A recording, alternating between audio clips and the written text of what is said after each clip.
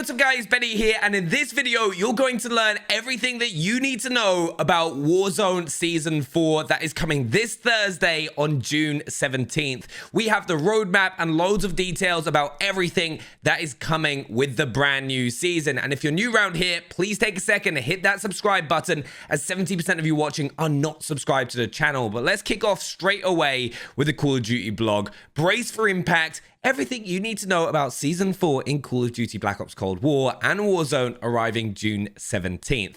Incoming, this new season of free content includes 4 multiplayer maps, 5 new weapons, 5! That's insane. New points of interest in Verdansk and a new quest in Outbreak that sets the stage for the next free zombies map during the season. Welcome to Season 4. So pretty much here we go. We've got the, we'll start off actually with the roadmap itself. So right here, top left, satellite crash sites. We saw that in the cinematic trailer. This dude right here causes everything to come crashing down. I think his name's Jackal, actually. Causes everything to come crashing with down the satellites, which kind of creates all new points of interest. It's going to be interesting to see. Might liven a few places up. The new Gulag, Hijacked, thank you so much. I cannot tell you how much I despise the standoff Gulag. So this is definitely going to be a lot more symmetrical. I think it's going to give us more of an original experience from the first Gulag, so hopefully better. A brand new vehicle to the game, the dirt bike, so it's just going to be another fast way of moving around. The red doors is going to be super interesting. A new way of moving around the map really quickly could help with high kill gameplays. I'm sure we'll get into that later on in this video, but that is huge. But new operators, we've got Jackal. Oh yeah, it's Jackal. Salah, Weaver. The new score streak is the hand cannon, which is the Annihilator, which you might have known as a specialist weapon in like other Black Ops games. So it's quite cool to see that coming in. The new weapons, the C58 Assault Rifle, the MG82, the nail gun, the Ots9, and the mace. So we're actually getting 3 sort of primary weapons straight away. We're getting the nail gun, which is a sidearm, C58, which is an assault rifle, and the MG82, which is an LMG. And then we get a mace and that another SMG during the season, which is pretty cool. Oh, and a season event, Groundfall, Black Ops Cold War and Warzone. So I do think we will get another event for the reveal of the next Call of Duty game, which should be probably during the season. And that, in my opinion, will be epic. Let me know what you think in the comments if you want to see more live events like we had with the nuke event for Verdansk 84.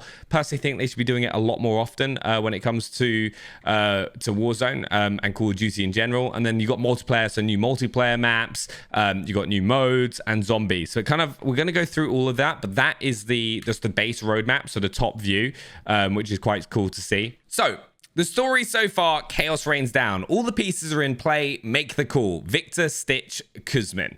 Russell Adler is untethered, but the free world is far from safe. Following Adler's extraction by Frank Woods on June 10th, 1984, Perseus agents Stitch, Wraith, and Knight gathered in an undisclosed location for a debriefing. The CIA's rescue mission went faster than predicted, and their satellites are now interfering with Perseus's broadcasts, halting Stitch's grand experiment on the test subjects in Verdansk.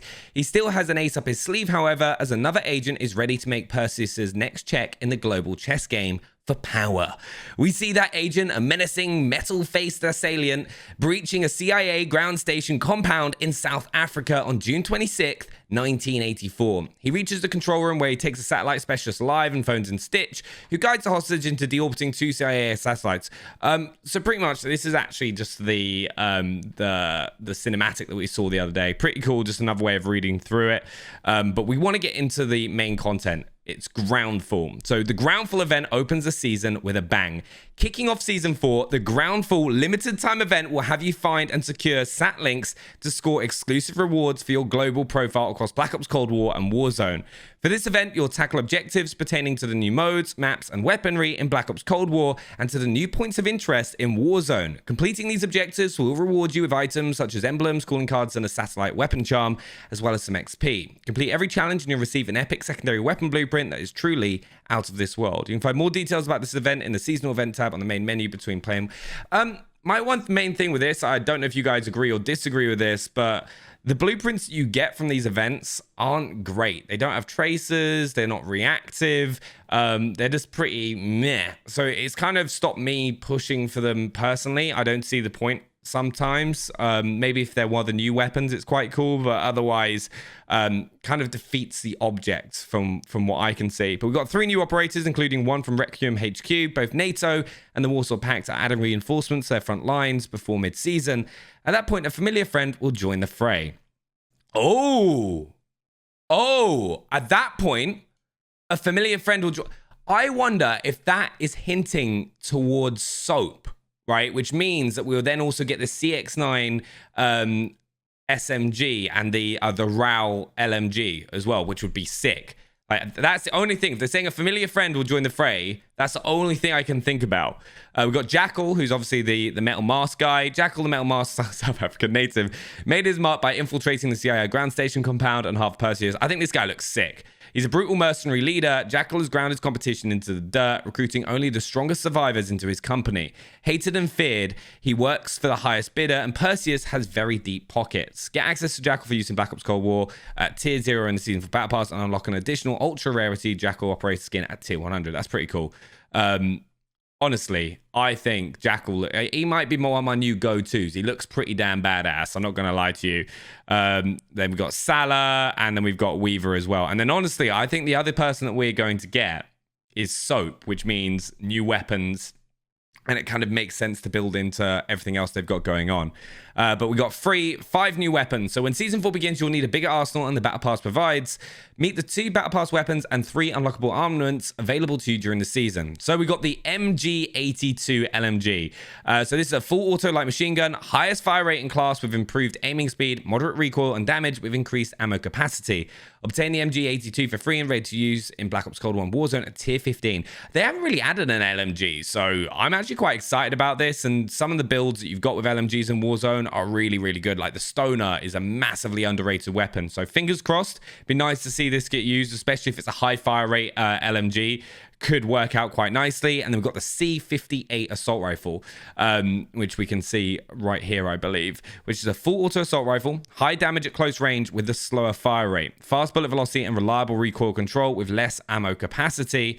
Obtain the C58 for ready use. Okay, so this is going to be interesting. The fact that it's got high damage, so I'm guessing that means it's going to get a quick damage drop off for the high damage, the initial damage profile. Fast bullet velocity, perfect for Warzone. Reliable recoil control. This to me sounds ideal. It does look like the FAL, the Cold War FAL. Like that's kind of what it's going to be. And I think we're really not lacking, but the mid to long range weapons right now, kind of the AMAX, which I presume will get nerfed on the first day. I feel like there's going to be another nerf because they want to kind of lower that time to kill, which means that there is space for more mid to long range assault rifles. And even though it's got a high damage output, it sounds like it'll be good for mid to long range. Have to wait and see, of course, but excited. I'm always excited when they add new assault rifles because mid to long range meta, I think, needs a bit of work in the sense of not being AMAX dominant. The nail gun, special / SMG. Okay, so time to get to work with this fully automatic nail gun, a 1980s precursor to the variant seen in the futuristic Black Ops 3. This slow-firing, highly mobile power tool uses compressed air to launch fast-moving projectiles that deal high damage at close range. Expect to put a nail, or 3, in your competitor's coffin after 3 successful hits within a few meters in multiplayer or more if the engagement stretches out to distances where you may need to land shots to lead shots for success.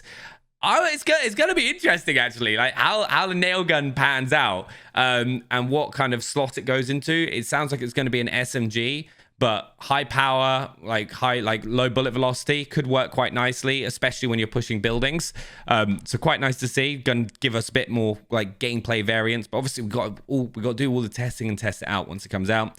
Then the Ots9 Smg is the weapon that we're getting in season. So boasting great stopping power and a phenomenal rate of fire, the Ots9 is hindered only by its low magazine capacity of 20 bullets.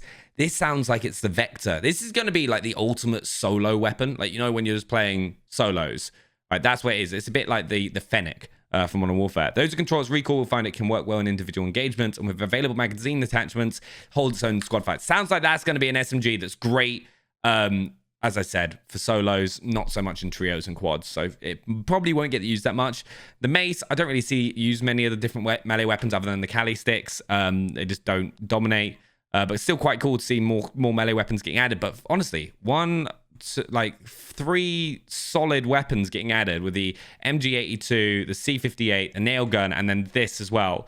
And also, if they add soap, there's that chance that we do get the CX9 and then the RAL LMG, which is then we're going to get like 7 extra weapons this season. Fingers crossed. All right, I want to see that CX9. Then we got Black Ops Cold War. We've got the 4 multiplayer maps. We've got Collateral Strike. For those of you that are interested, there'll probably be a free multiplayer weekend again. We've got Amsterdam for 2v2 and 3v3. We've got Hijack coming back. I cannot tell you how much I love Hijack. It's like one of my favorite maps in Call of Duty history. It's actually one of the first maps I ever played on Black Ops 2, all the way at Eurogamer, which is where I met like Ali, Tom, and all that for the first time. So we got them. Rush. Ooh, Rush. 6v6. This is another map I used to love from Black Ops 2. Yeah, they're doing really nice this time around. A new multiplayer mode and 2 returning favorites. We've got multi-team, Satlink, 1 in the chamber. Yes, so much fun. Then we've got Capture the Flag. It's going to be cool to see, especially from a competitive point. And then we've got the hand cannon. I'll be interested to see if this gets added into Warzone, actually. Desperate times call for desperate measures. And with those who completed the mission in Black Ops Cold War's campaign, know the power of the hand cannon. A semi-automatic handgun chambered in a ridiculously high caliber round, the hand cannon delivers lethal damage to anywhere on the body, as the sheer kinetic impact incapacitates any operator at a minimum or blows them to smithereens with a well-placed shot. The hand cannon also deals significant damage to enemy vehicle score streaks, especially those on the ground, but with only 8 rounds in its chamber, it may be worth using them all on infantry forces. I'd like to see more stuff like this added into Warzone, because I know we've got like cluster strikes, air strikes, but it'd be nice to see more kill streaks and score streaks added, just like we had with the RC car. Then we got the zoo, which is all for zombies, which is pretty cool. But Warzone free content, right? So Perseus plans to activate sleeper cells may have failed, but Verdansk 84 is still a hotbed for non-stop action as Warzone enters Season 4 alongside Black Ops Cold War. So we've got new points of interest, which is satellite crash sites. So they're going to be dotted around the map. So several satellites have crash landed in Verdansk, leaving you and your squad to investigate their rubble. Although they won't appear on your TAP map, the satellite crash sites will be plainly visible in Verdansk, as the debris and impact on the landscape is significant. Besides offering new opportunities for cover, the satellites themselves can also be secured. Interact with the sat links found in the area to work towards receiving permanent rewards. And so that's all for the event. But the interesting thing is, if they can be secured, I wonder if there's going to be opportunities to earn things like specialist tokens, because normally we've had either the bunkers or we've had the vault in Nakatemi Plaza. Maybe this is another way for them to add that. And now this is the most interesting thing, okay? Now, our intel cannot explain the origin of these mysterious red doors around Verdansk, but one thing is certain: they allow you to redact around the map, so travel around the map. What's behind them, explore them, and enter to travel across the map. Red doors won't travel unless you ping them. Oh, won't appear unless you ping them, and after you step through, there's no telling where you're exiting out the other side and stepping into a redact. Do you know what it is? These are going to be all dotted around the map, and it's just going to be a way of fast traveling. So it's going to be a bit like the tube, but a different, like faster, and get around to like quieter parts. If you learn how to use these properly, you're going to get a lot of kills. Hijacked Gulag, brilliant. Prepare for your mission in Black Ops Cold War and challenge a rival to win back deployment to Warzone with this mock-up of the classic map Hijacked, which will replace the current standoff Gulag when Season 4 launches. Yes! I'm so excited about this. This truncated version features a plywood recreation of the yacht's central area, a prime location for important objectives such as a domination flag and multiplayer, which is the same location as the overtime flag spawn during a Gulag duel. No need to worry about rough waters here, although you may need to avoid hitting the rocks being thrown from the balconies during your fight for survival. New vehicle, this is awesome. Terror on 2 wheels arrives in Warzone with the release of the dirt bike, the first brand new vehicle to drop into the DZ. Ramp up your off-road antics with this extremely maneuverable scrambler, scattered across Verdansk and ready to use at the start of a match. With an excellent turning radius, carry yourself and a companion across the concrete jungle, up goat trails, and down rock-filled ravines with ease. Deft and nimble, this new option to the Warzone ground transportation fleet is ready to compete with the ATV in terms of furious off-road action. In addition to becoming the new fastest vehicle in Warzone, the dirt bike will have some unique handling properties such as wheel traction, sliding, drifting, and vehicle leaning, allowing you to take epic hairpin turns, dodge oncoming fire, or pull off sick stunts by controlling your orientation in the air. In addition, all dirt bike skins you may have unlocked. I'm so glad these are getting added. It's just like another cool little thing, and I'm definitely going to be trying to do like loop the loops and things in areas. Downtown tower under new management. Ooh. The towering downtown complex across from the financial district is here to stay after its tenant decided to move back west to sunny Los Angeles. This point of interest, now referred to by the operators as Downtown Tower, has had its vault opened and cleared of valuables, but remains a vast and strategically valuable location to dominate your enemies from. Although it may be under new management, expect the meta tactics you learned during the 80s Action Heroes event to come in handy.